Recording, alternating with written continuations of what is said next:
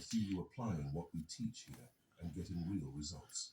By the way, this video is long, over 30 minutes, because I don't just want to give you superficial information. I want you to deeply understand how to build habits that never break.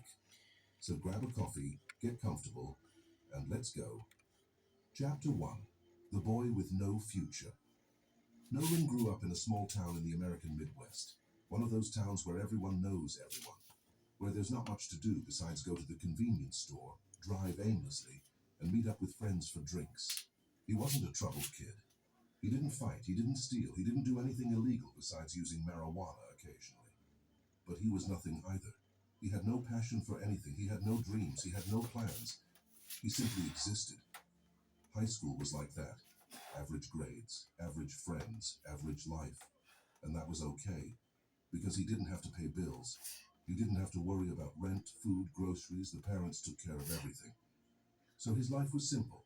Wake up, go to school when he went, go out with friends at night, drink, smoke, hook up with some girls, stay up late, repeat the same routine.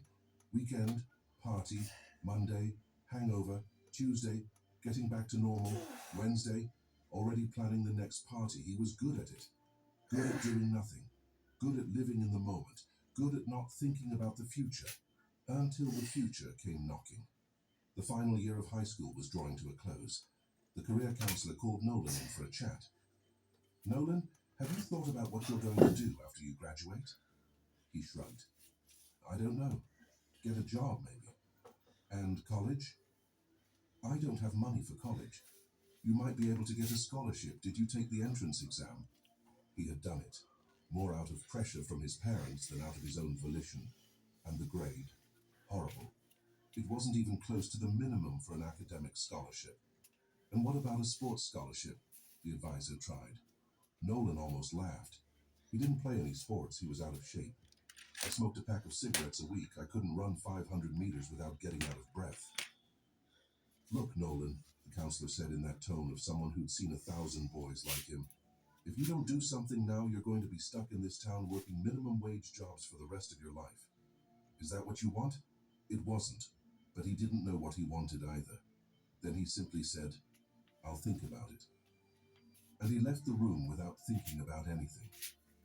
2 weeks later, Nolan's father had a heart attack. It wasn't serious enough to kill him, but it was serious enough to change everything. The father worked as a machine operator in a factory.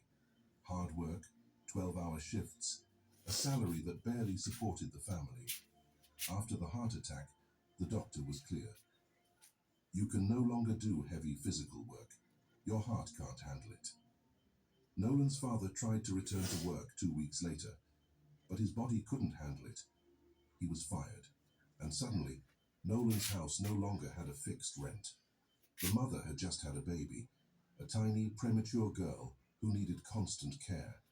The mother couldn't work, at least not for the next few months. Nolan's younger brother was 12 years old. He was still in school. Who's left? Nolan. The 19-year-old boy who lacked the discipline to study for 30 minutes, who lacked the willpower to wake up before noon, who had no plan, no skills, no structure. This boy now needed to support a family. The first thing Nolan did was panic. The second was denying reality. Dad will get better. He'll go back to work. It won't be so bad. The third step was finally accepting. I need to change now. He grabbed a notebook and did what everyone does when they want to change their life. He put together an ambitious and completely unrealistic plan. Nolan's transformation plan. Wake up at 5 a.m. every day. Run 5 kilometers before breakfast. Study 6 hours a day to retake the entrance exam. Work out in the afternoon. Look for a job. Quit smoking. Quit drinking. Stop hanging out with friends. Stop using drugs. Go to bed at 10 p.m. He looked at the plan and thought, okay, I'll start tomorrow. Tomorrow has arrived. He set his alarm for 5 a.m. The alarm rang. He hit snooze. He woke up at 11 a.m. Okay, he thought, I'll wake up tomorrow. The next day, the same thing happened. On the third day, he even managed to wake up at 6 a.m.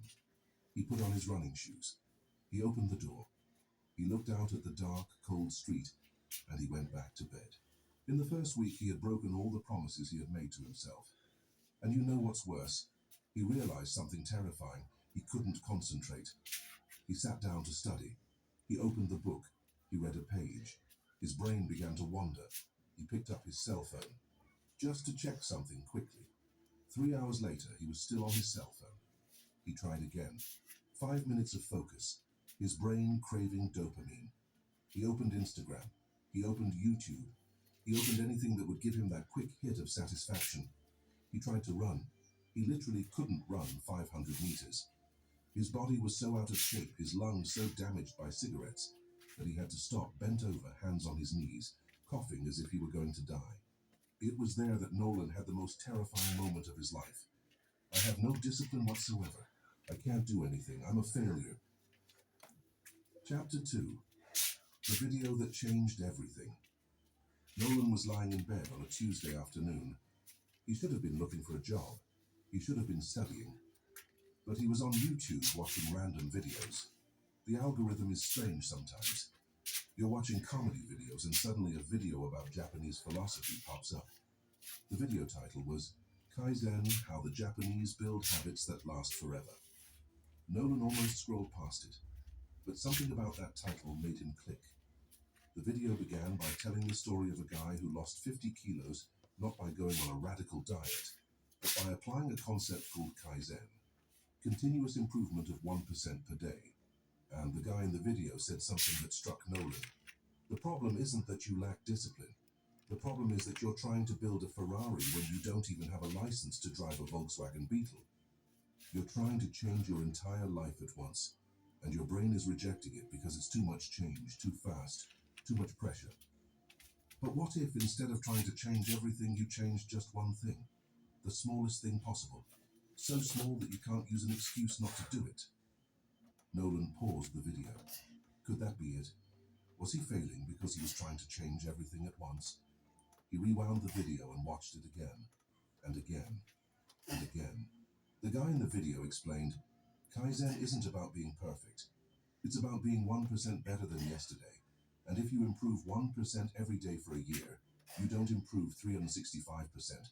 You improve 3,778% because of the cumulative effect. But the part that really got to Nolan was when the guy said, forget the 30-day plan. Forget the 90-day transformation. You don't need a plan. You need a system. And a system starts with such a small action that you can't fail.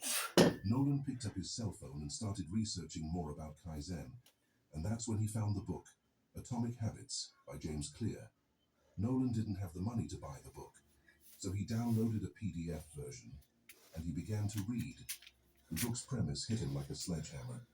You don't rise to the level of your goals.